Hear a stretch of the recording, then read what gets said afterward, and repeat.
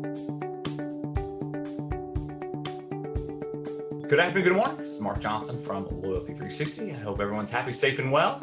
I wanted to welcome you back to another edition of our Loyalty360 Leaders in Customer Loyalty series. In this series, we talk to the brand leaders about what they are seeing and hearing on the front lines of customer channel and brand loyalty. Today, we have the pleasure of speaking with Andras Szocs, who is the Senior Director and Head of Customer Programs and the Center of Excellence for the Salling Group, which is the largest retailer in Denmark. And they see over 11 million customers a week through the grocery stores, coffee shops, restaurants, and other ancillary stores. So it's nice to have Andras today. How are you? Hi, good morning. Nice to meet you. Actually, it's pretty okay. Things are going well in Denmark, and especially going very well in retail in Denmark. So I cannot complain. Okay, great. Well, thank you for taking the time to talk to us today. It's always great to get an international perspective on customer loyalty, customer experience. So looking forward to this interview. First off, can you tell us a little bit more about yourself and all you do at the Salling Group, and maybe even a fun fact or two about you? Yeah, actually, I'm in retail for 15 years now. Before Salling Group, I worked for Tesco for 11 years in Central Europe in different positions, always close to trade, close to promotion, close to customers and the customer loyalty. And 4 years ago, I decided to move to Denmark from Hungary and started to work for Salling Group. Basically, my journey in Salling Group started to be the head of promotion and in-store, where we started to deal with promotional data and started to move the whole promotional process to a more data-driven procedure from more feeling-based and more history-based planning. And that's, of course, where we started to talk about personalization, personalized promotion, promo efficiency, new communication channel, promo digitalization. And that's how the whole idea came alive regarding a loyalty program. So basically about 2 years ago, we initiated the project, and a year ago, or not really a year ago, a bit less, we went live with our first program called Føtex Plus. And in the last year, we recruited more than 1 million people in a 5.5 million country. So actually, I'm very proud. I'm very proud to my team and to this great achievement. And since that, we are just seeking for customer activation opportunities. We are basically fighting for understand our customer better and better, and make the program more exciting, more fun, more joyful. Okay, great. Excellent. Can you give us a kind of a short history on the Salling Group? You kind of talked about a little bit what you do and how you do it, but kind of give a kind of a background of kind of the organization itself.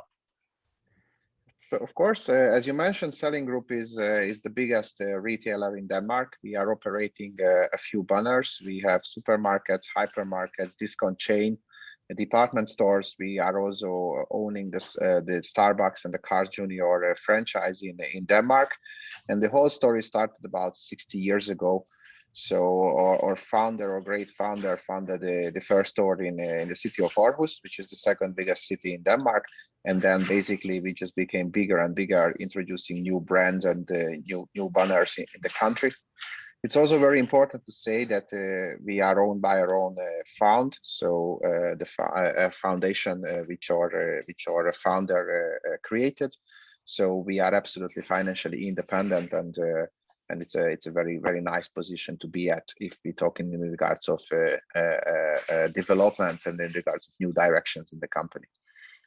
It's a Danish company, so it's of course famous about the values, and it's really a pleasure to work here and dream big. Well, that's good. You talked a little bit about the loyalty app you launched in 2020. You launched in 2020, and in 4 weeks, you surpassed the expectations for the program. I think you mentioned you have over 1 million people in the program now. Can you talk about that launch a little bit and why you think it was so successful?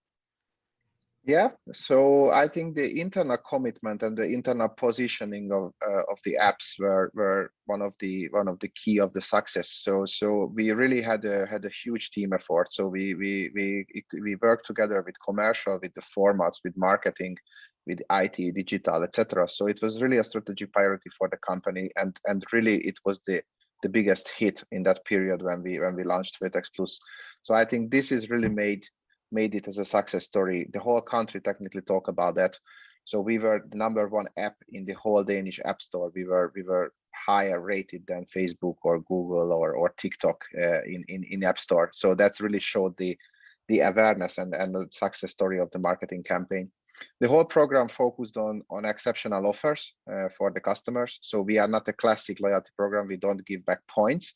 We're just giving back shopping experience, and we are giving back membership and personalized offers to our customers. But these offers were so great at the beginning that also helped us to make this success. In terms of the app, the key here was the simplicity. So simplicity, because we just asking people to register the payment card behind the app, and you don't need anything else. So it's a single touch identification procedure in the store. That also, I think, was a great success story. As far as I know, we were one of the first who implemented this. And as I mentioned, a great team effort. That's what I can highlight the most. That's great. It seems like the customers have responded very positively to the program. Can you maybe talk about the level of engagement you're seeing with the app? Was it what you expected? Is it more than what you expected? And it sounds like it was more than what you expected. You know, why is that? Why was it so successful? Yeah, in terms of the engagement, we are of course using a few KPIs to track this. One of the most important KPI that how frequently the people are coming back to the app, and we can see basically that it's a very frequent app visit. We can see more than 500,000 weekly active users in our apps. Of course, the users are watching different part of the apps. We have the weekly leaflets also in a digital version in the app. We have the different offers. We have a digital refund capability. Recently, we just introduced games. So we can see that this is a key factor. Of course, the other important part is the in-store engagement. But as we are registering the payment card behind the app, basically all once registered payment cards are acting like an identified transaction from there. That's why we are measuring it in a combination of both active users in the app and active users in the store. We are still in the data exploration phase. We don't really have a like-for-like data yet. The first like-for-like data going to come in June, but we are already started to slice the customers into different segments, trying to understand their shopping frequency, their baskets, their preferred categories, etc. So we absolutely ready to digest the data and make some great action on it. Okay, great. You obviously leveraging technology very effectively, harnessing data, as you mentioned, is something that you're very focused on to enhance the personalization, also give you kind of a contextualization of to when to use the data and how to use the data. How are you doing that? And kind of what is your vision going forward? You talked about you're just in that data exploratory stage. Where do you see that going forward? Yeah. So the whole program is started as a promote transformation campaign or strategy, and this is exactly where I see the future of the app. So we are transforming more and more promotions from very traditional channels to this digital and fully personalized experience. So Denmark is still a very promotional leaflet dependent country. Hundreds and hundreds of pages of leaflets are printed on a weekly basis and distributed to your postbox. This is what we can see, that this is not really a sustainable model, but still, of course, we don't want to ease on the pressure or ease on the great offers which we are providing to the customers. We just wanted to do it much more smart. And that's where, of course, the data, that's where the digital platform going to help us a lot to try to find the right promotion for the right customers at the right time. So this is exactly where I see the future at one day, that there will be no promotional leaflet and everybody will just find the relevant promotions in his or her app. That's for me one of the most important element of the app. The other one is, of course, trying to find some leading edge which can make the retail shopping much more joyful, much more easy, much more fun. So we are continuously striving for improvements on that part. Currently, a pretty unique service we're providing is the digital refund, which I mentioned before. So this is basically an extension of our freshness guarantee into a digital world. So once you are not fully happy with the product which you bought with us, you have the option to upload a picture and so just tell us some reason code, and basically we transfer the money back in vouchers. So this is the first thing, the first big thing which is not offer related, and we are just in a procedure of exploring further opportunities, something as cool as this. Okay, great. When you talked about incorporating gamification, fun experiences in the program to engage customers, probably part of that transformation, what does that mean, and how are you focused on that? Obviously, there's with GDPR and some other privacy regulations and the ongoing fight between Facebook and Apple, and then challenges with cookies and Google and others. What does that mean for you as you start looking at gamification and zero-party data? Yeah, so I see it from two perspectives. One is, of course, if you are playing inside the app, so you are already a member, and we are just engaging you with some other way than the current existing one. So that can be, of course, a game. We can see that there is a certain segment in Denmark, and I think is the same in other countries, who just love to play for a free chocolate, love to play for a coupon, love to play for just a little price, and basically they are engaged more. They are just coming to the stores more frequently. They are coming to the app more frequently. This is pretty simple from data and GDPR perspective, because they are already a member of us. So we can just add some other challenge or some other experience to the app for them to play.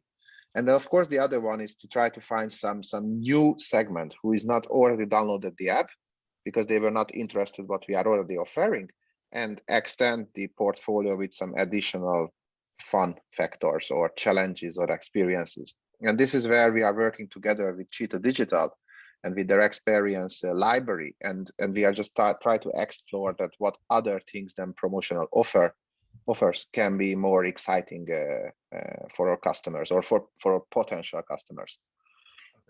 In regards of GDPR, in regards of data, in regards of data security, we are, of course, fully compliant and fully taking care about our customers' data.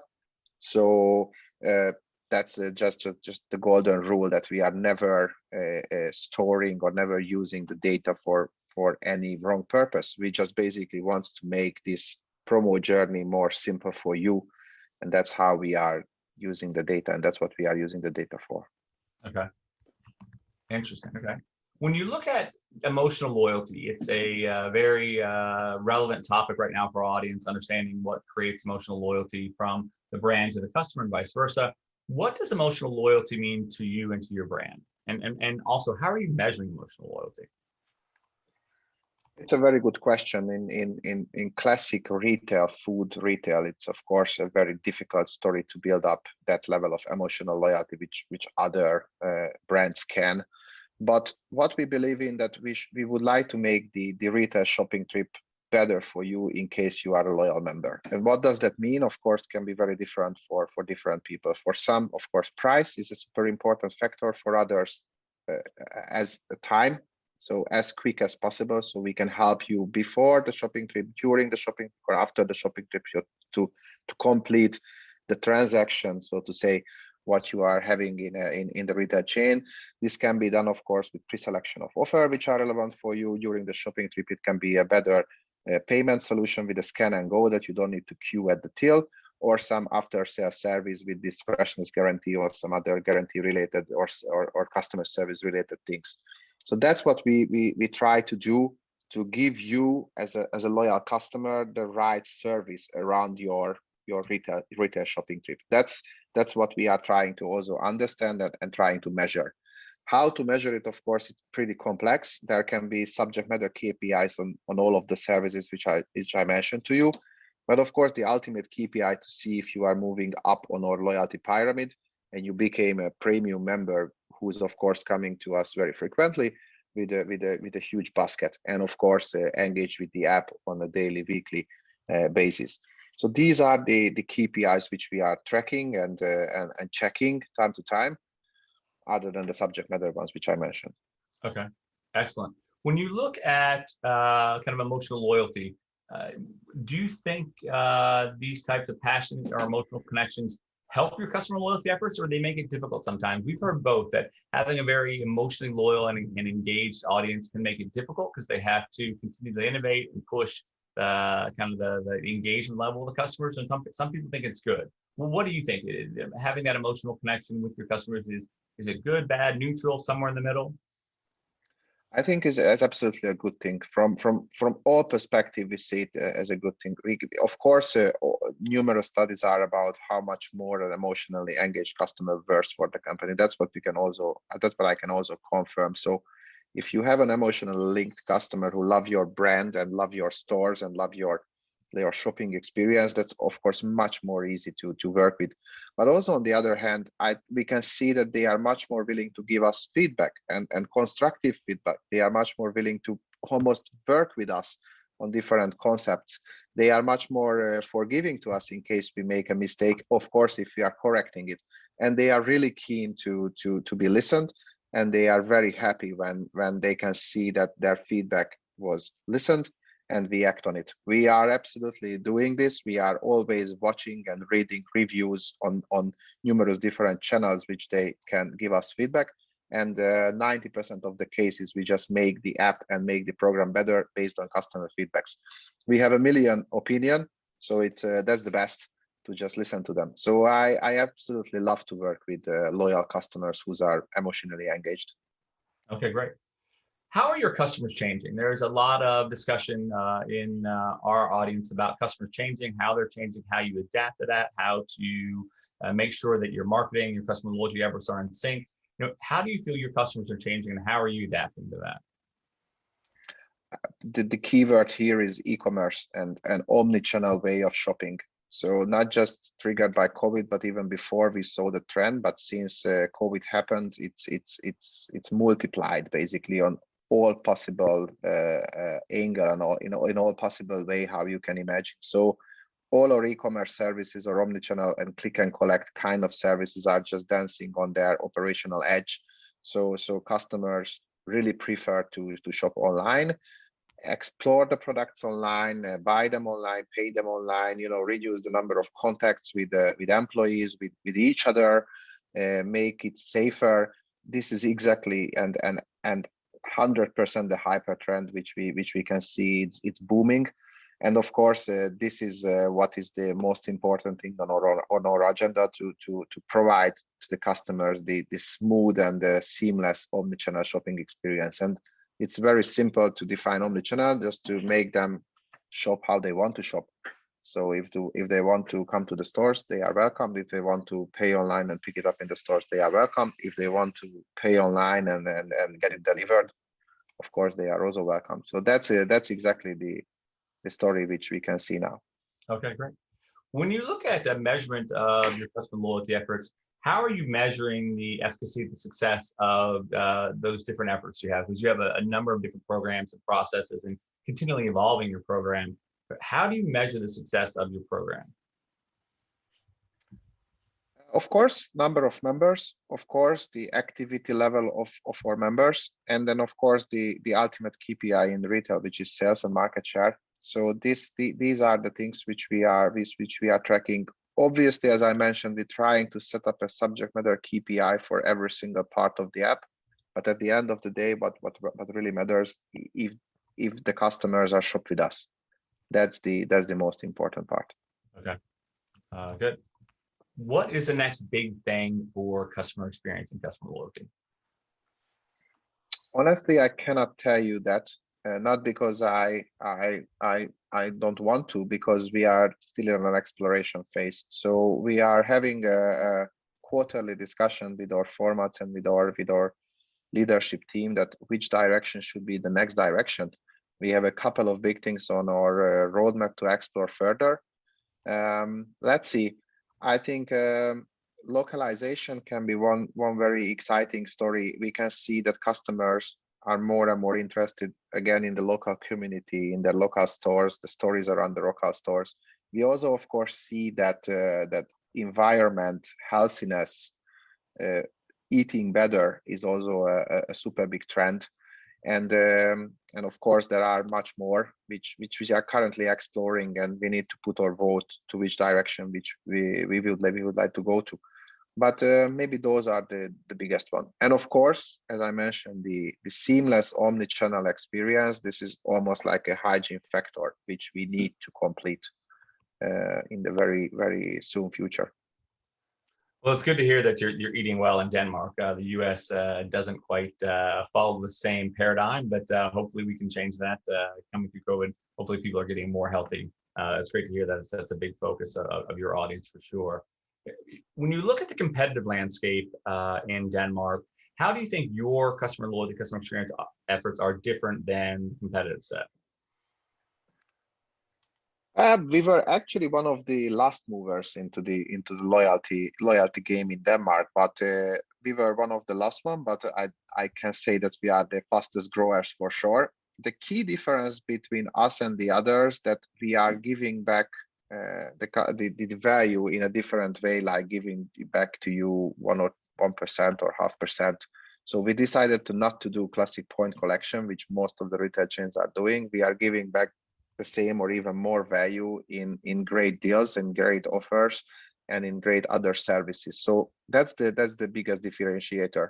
On the other hand, as I mentioned at the beginning, I really believe in simplicity.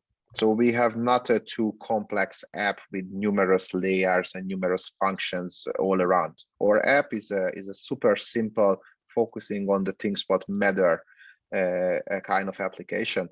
And also the single touch identification in the stores, again, makes it super simple. And as I mentioned at the beginning, that's what I believe is the key story. So you are not coming into a app to be inspired or to find the next news.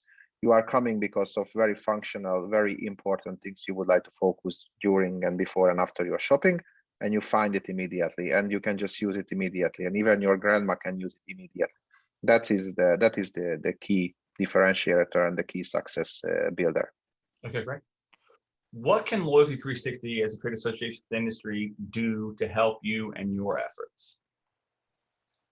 I would love to see great examples from all around the world. I would love to be inspired.